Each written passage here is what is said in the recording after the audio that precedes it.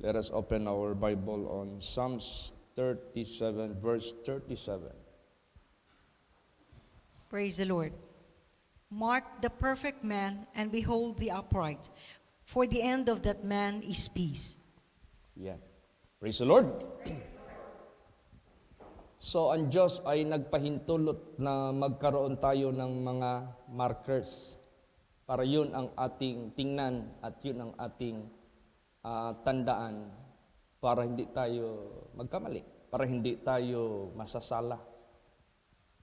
Naalaala nyo yung road natin ngayon na kung saan meron tayong porsyon ng karsada dito sa Davao City na paggabi ay merong mga markings na inilagay ang ating government. And it is not just an ordinary markers na made of paint or white paint, but it is being powered with light. Sapagkat yan yung parang solar powered ata yan na nililibing nila dyan sa karsada at merong naka-protrude lang, konti lang masyado. At pag yan ay maggabi, kusa siyang umiilaw. At yung mga night drivers, yung mga nagda-drive sa gabi, yun yung guide nila. Yun yung mga markings nila na hindi nila dapat ilihis ang kanilang sasakyan doon para tamang-tama sila doon sa loob ng kanilang lane, kumbaga pa. So, importante yan. So, sa buhay din po natin, ang Diyos naglalagay ng mga markings. At gusto ng ating Panginoong Diyos, markahan natin sila. Ibig sabihin markahan, tandaan natin sila para yun yung maging guide natin. Mark the perfect man and behold the upright. For the end of that man is peace. So, ibig sabihin yan, tumatanaw ang Diyos sa ating unahan, tumatanaw ang Diyos sa ating kinabukasan na maging mapayapa. Hindi tulad ng maraming dito sa nakasulat sa Bible na ang kanilang naging end ng kanilang buhay ay trouble. Bakit trouble? Papunta doon sa kaparusahan. Bakit trouble? Kung kailan sila magkakaroon ng finality, ng eternity, doon pa sila papunta sa eternal agony.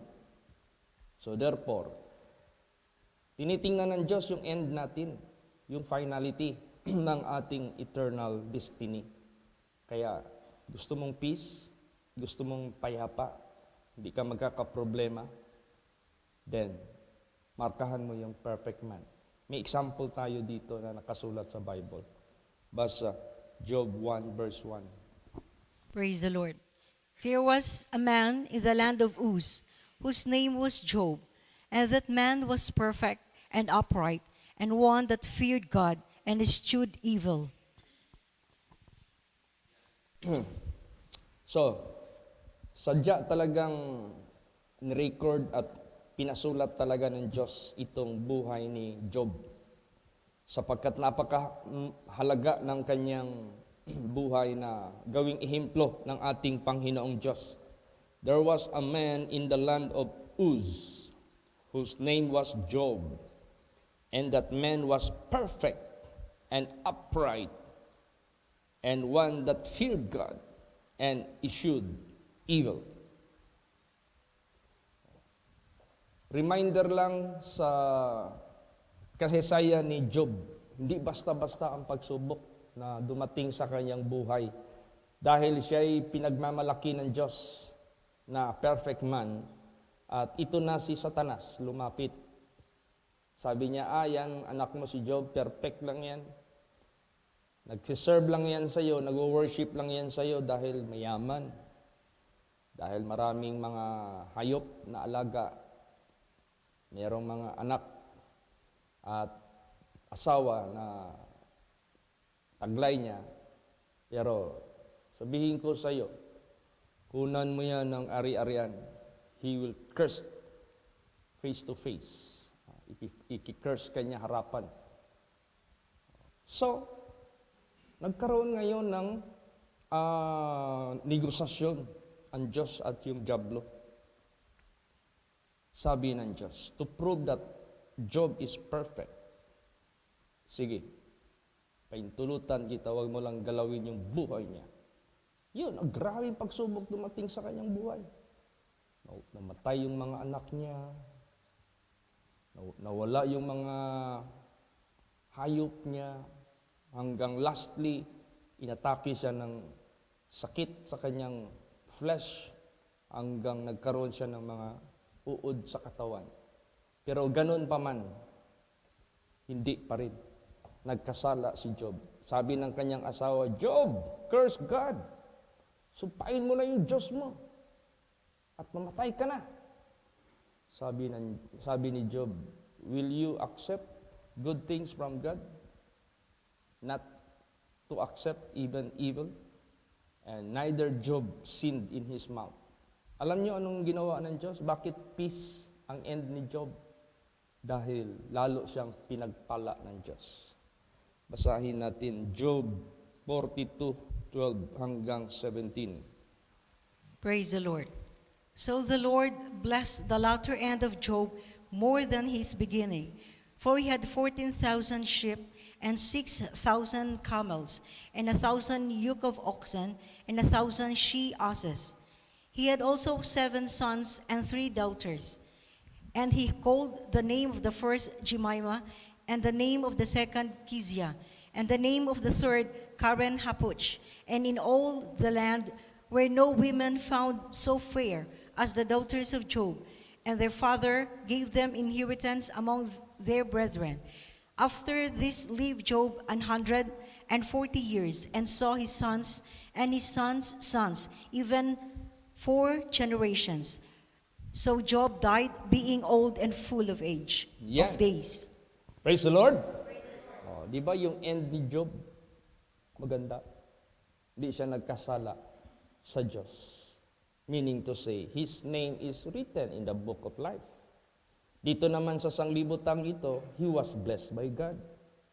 Kaya, mark that perfect man. Dito naman sa New Testament, meron tayong mga alagad ng Diyos na tinawag ng Diyos, pinatawad ng Diyos, ginabayan ng Diyos, ginamit ng Diyos, at sila ay naging epektibo para mag-akay ng mga tao tungo sa perfection. Basahin natin, Philippians 3:17. Praise the Lord. Brethren, be followers together of me, and mark them which walk so as ye have us for an example. Yan. Sabi niya, mga kapatid, maging masunurin kayo kasama ko. At markahan ninyo yung lumakad katulad sa example, katulad sa amin na bilang ehemplo. So napaka-importante niyan. Na merong gagamitin ang Diyos na isang sakdal na tumitik sa sakdal din. Para yung tititik sa kanila maging sakdal din. Ganun po ka-importante. Kaya sa buhay natin, be thou perfect because your Father which is in heaven is perfect. Kaya, importante, let us follow the example. No? Sundin lang natin yung ehemplo. Talad niya sa road. Ang ganda tingnan pag gabi nag-drive ka dyan. Eh kung wala yung mga markers na yan, baka nasa ibang lane ka na. Baka nasa opposite lane ka na. Baka makasalubong mo na yung mga sasakyan na kasalubong mo. Baka maaksidente ka pa. Kaya maraming marka ang ginawa ng Diyos para atin itong gamitin at gawin nating tanda para sa ating guide sa buhay natin. Praise the Lord! Example, ito yung pamamaraan ng ating pag-akin ng mga kaluluwa. Itong pag-akin ng mga kaluluwa, meron itong techniques na hindi yung masyado kang arrogante, masyadong tingin mo sa sarili mo, holier. Anong holier? Holier than thou art. Tapos ang tingin mo sa iba, marumi, tingin mo sa iba, mga basura. Parang ganun, hindi ganun. Tingnan mo si Lord Jesus Christ. Although He was equal with God, but He humbled Himself to be equal with man. Ibig sabihin niyan, nag-adjust siya sa kanyang sarili, pinantayan niya yung mga tao dito sa sanglibutang ito. Ay yung mga tao sa sanglibutang ito are sinners. Ano sinabi sa Bible? He become friend of sinners. Kaibigan niyang mga sinners, publicans, mga tax collectors, adulterers, drunkards, murderers, thieves, mga magnanakaw. Naging kaibigan niya. Bakit? Hindi siya nandiri, kundi ginawa niya ang kanyang sarili, yung approach niya doon sa kanila. Hindi siya naging offense, kundi naging blessings siya doon sa kanila dahil tingnan mo, nadala sila. Tingnan mo yung mga disciples. Who are these disciples before? Mga sinners yan, mga publicans, mga Pharisees, mga Sadducees, mga ano yan sila. Pero how come they become tamed sila, naging humble sila, naging meek sila, naging obedient sila. Dahil yung approach ni Lord Jesus sa kanila ay napakaganda. Basahin natin. 1 Corinthians 10:31 hanggang 33. Praise the Lord. Whether therefore ye eat or drink, or whatsoever ye do, do all to the glory of God. Give none offense neither to the Jews, nor to the Gentiles, nor to the church of God, even as I please all men in all things, not seeking mine own profit, but the profit of many, that they may be saved. Yan. Kasi meron kasing mga approach na nakakita ka lang ng babae na nandyan pa yung image sa kanya ng kamunduhan. Tapos ang approach mo sa kanya, may impyerno ka, sabihin mo. Hindi ka makapasok sa langit niyan, may impyerno ka. Dinajudge mo kaagad yung tao. So, yung mga tao, ma-offend yan. How come? This man or woman is already condemning me. Kinokondemn na nila ako. O, di ba? Kaya sa buhay natin, ang approach natin sa kanila, be friend. No? Kailangan maging kaibigan tayo. Not na makipag-conform tayo sa kanilang mali o mga worldliness or unholiness, ungodliness. No. But let them feel sa buhay nila na ang approach natin sa kanila, we are friends, kaibigan. Kaibiganin mo muna. Then, pag magkaroon na kayo ng magandang relationship, magtatanong naman yan sa'yo, bakit sa tuwing tayong nakikita, yung suot mo ganyan? Bakit tuwing tayo ay magkakaroon ng grupo ng mga kasamahan, napansin ko, ikaw lang hindi umahawak ng baso na may alak. O, tuwing mapapansin nila yan, diyan na yan nila maiintindihan. Praise the Lord. Oo. So, it's not easy, it's not a joke sa ating paglakad bilang example. Ang importante kasi dito, maging example tayo. Yan yung ways ni Kristo na gayahin natin. Yun yung ginaya ni Pablo, ginaya ng kanyang mga disciples. So basahin natin. 1 Corinthians 11:1. Praise the Lord. Be ye followers of me, even as I also am of Christ. Yan. Be followers of me, even as I also am of Christ. Yan.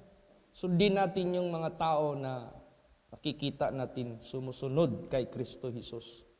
Praise the Lord. Ganon yan. Oh. Basa pa, 1 Thessalonians 1:6.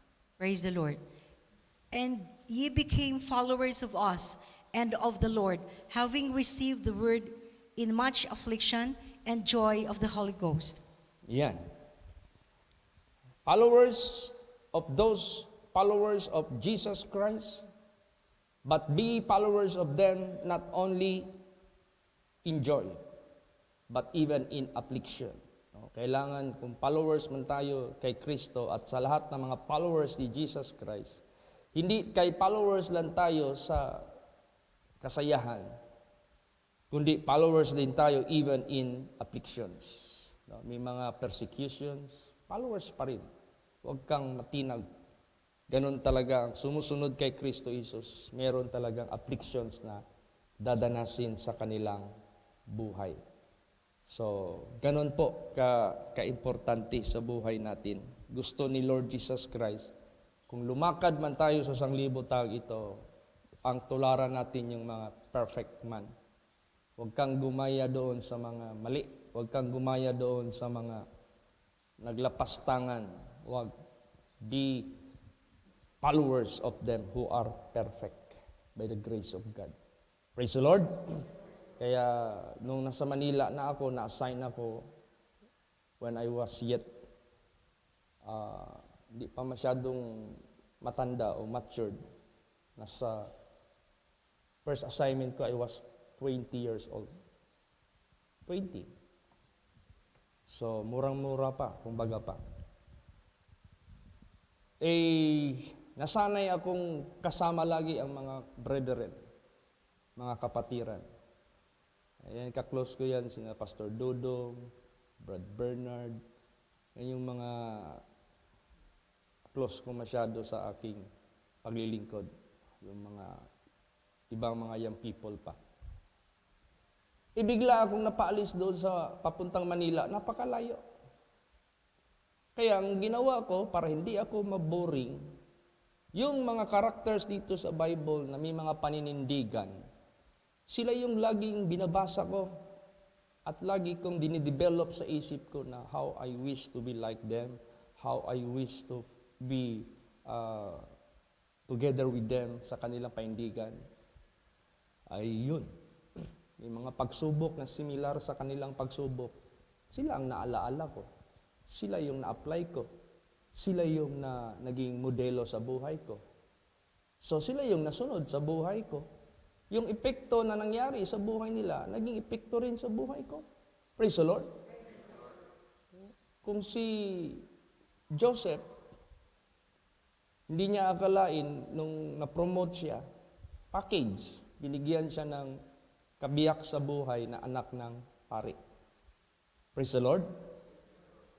So ibig sabihin niyan, it is healthy to his spiritual life. Sa buhay ko, ganun din.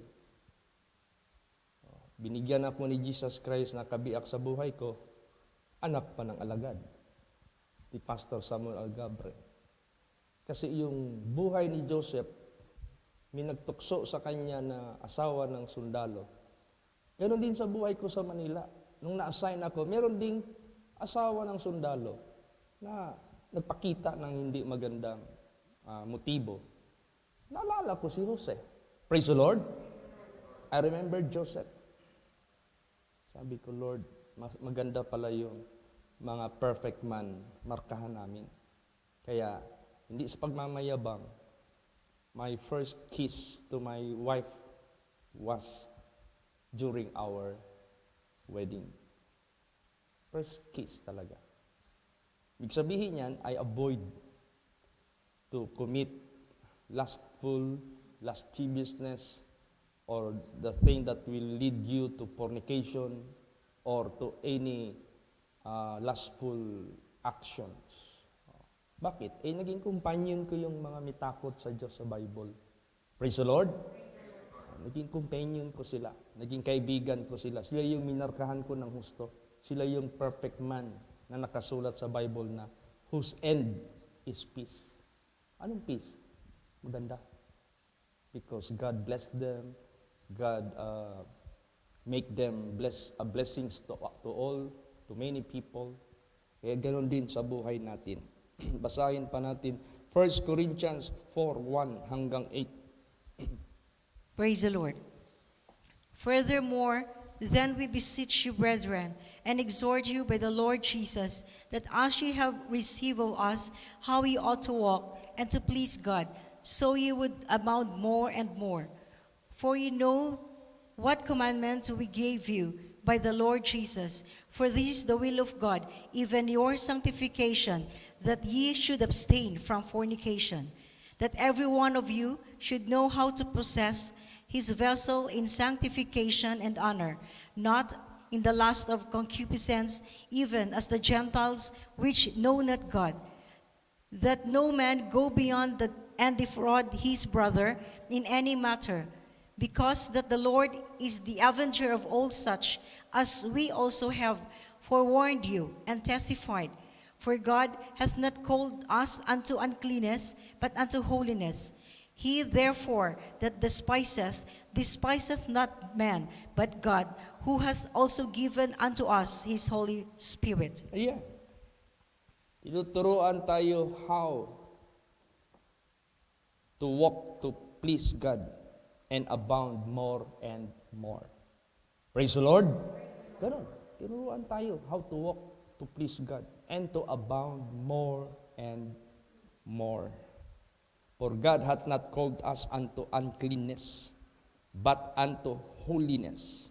He therefore that despiseth not man, but God, who hath also given unto us his Holy Spirit. So ibig sabihin yan, we are being controlled by the one who is invisible.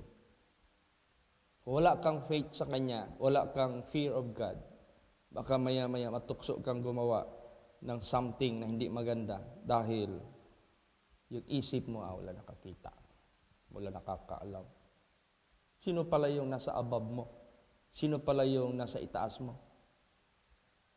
Who is omnipotent, omnipresent, omniscient, knowing all things, and He is in everywhere. So, importante talaga yung pag-acknowledge natin that there is God. Praise the Lord. Tsaka itong natutunan natin, this is not only for our learning in order to be knowledgeable about these things, but this is for our guide in order to be observed and to be applied sa buhay natin. Basa, Deuteronomy 5:1.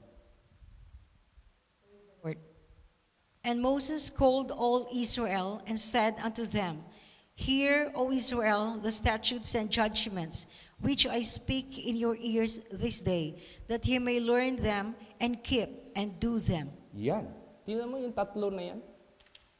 What is the purpose of the Holy Scripture na kinakailangan natin marinig sa devotional, marinig sa evening service, ma-meditate natin, mabasa natin tuwing magbukas tayo ng Biblia in order to learn. And aside from that, in order to keep, ibig sabihin keep, huwag mo itapon. And not only to learn and to keep, but to do. At gawin natin, i-apply natin sa buhay natin. Praise the Lord. So ibig sabihin niya, perfect yung Word of God, maging perfect ka rin. Naging perfect yung mga faithful and followers of God, markahan mo sila para may kasama ka.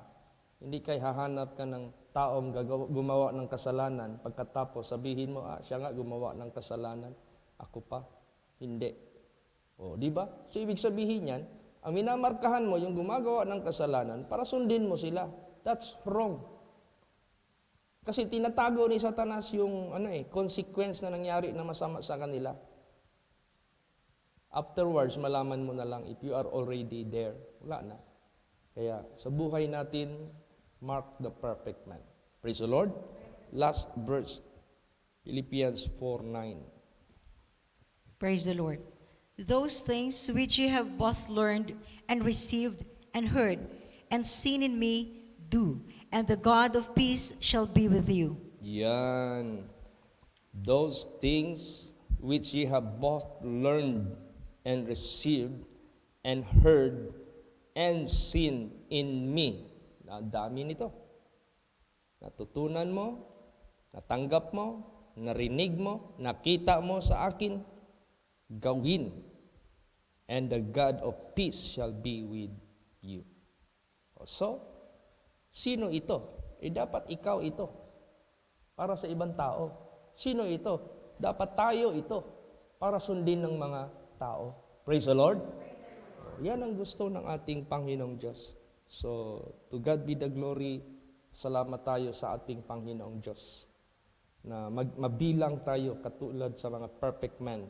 Para yung mga tao, isa tayo na tatanggapin nila, matutunan nila, makikita nila, maririnig nila, at gagawin nila. Sino ang nag-glorify? Ang Diyos. Bakit? Siya yung nasunod, hindi ang tao. Kaya, to God be the glory. Pasalamat tayo sa ating Panginoong Diyos. Be one of those perfect men to be followed by many people. Praise the Lord! Magsitayo po ang lahat.